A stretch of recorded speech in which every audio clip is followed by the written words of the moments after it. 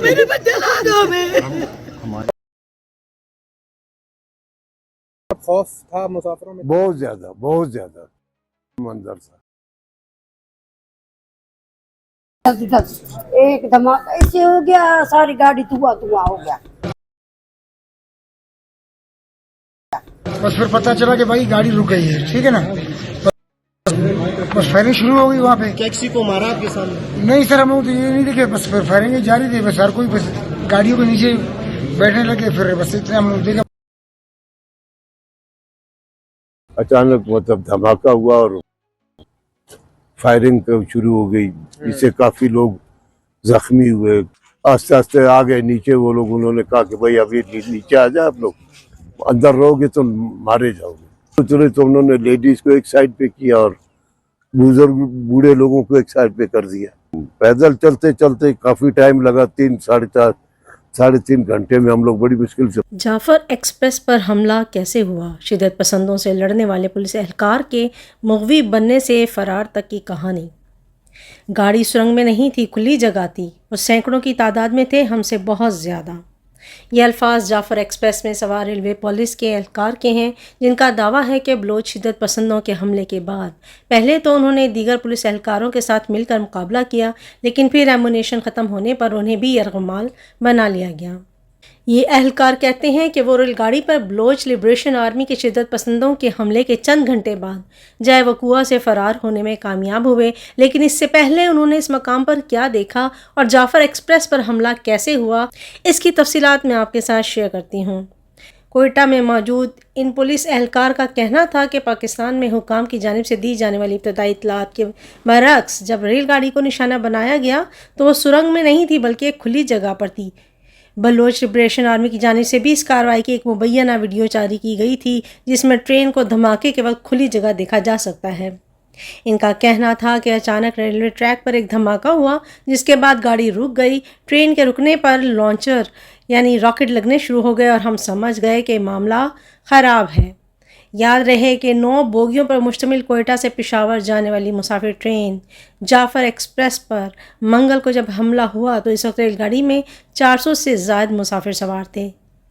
عسکری ذرائع کا کہنا ہے کہ بدھ کی صبح تک 155 مسافروں کو بازیاب کروا لیا گیا ہے.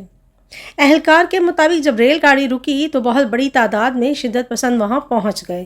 وہ پہاڑ پر ہمارے سامنے پھر رہے تھے اور ہم سے تعداد میں کہیں زیادہ تھے، سینکڑوں کی تعداد میں تھے. مذکورہ اہلکار کا کہنا تھا کہ ان کے ساتھ ریلوے پولیس کے 4 اور ایف سی کے 2 اہلکار تھے. وہ بولے میں اپنے ساتھیوں کے ساتھ تھا، 5 ہم تھے اور 2 ایف سی والے تھے، ہم 7 آدمی تھے. اہلکار کے مطابق انہوں نے حملہ آوروں کا مقابلہ کرنے کا فیصلہ کیا اور جوابی فائرنگ کرنے لگے. میں نے ساتھی سے کہا کہ مجھے G3 رائفل دے دو کیونکہ وہ زیادہ بہتر ہتھیار ہے. مجھے رائفل اور راؤنڈ مل گئے تو ہم نے بھی جوابی فائرنگ شروع کر دی. میں ایک ایک گولی چلاتا تھا ان کی طرف تاکہ وہ ہمارے اور ریل گاڑی کے قریب نہ آ سکیں.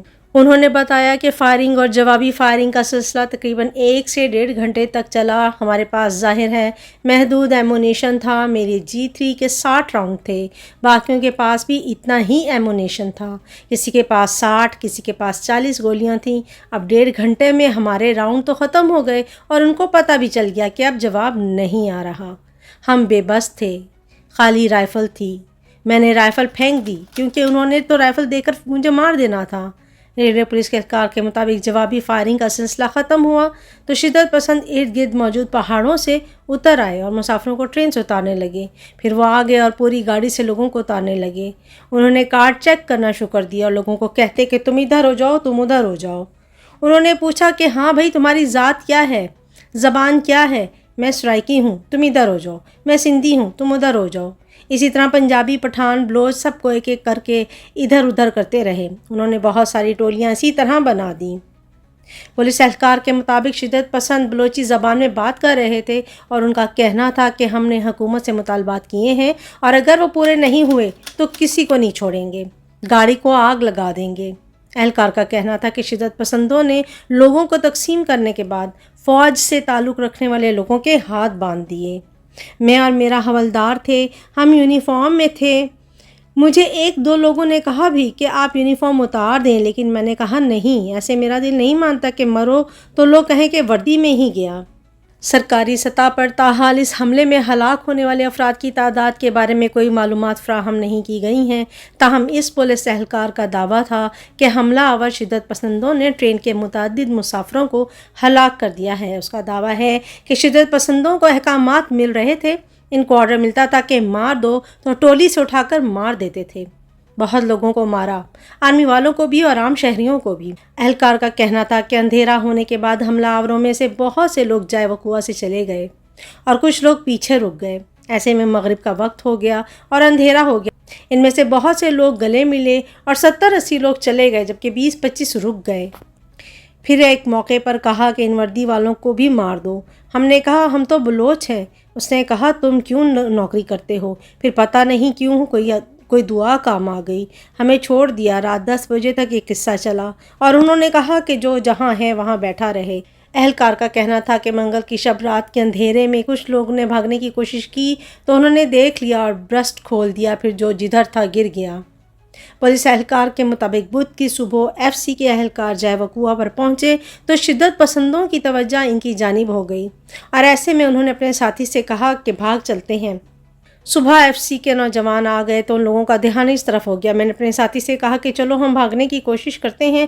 ہم بھاگے تو پیچھے سے گولیاں چلیں اور ساتھی کو گولی لگ گئی۔ اس نے مجھے کہا کہ چھوڑ دو مجھے۔ میں نے کہا نہیں، میں آپ کو کندھے پر اٹھاؤں گا۔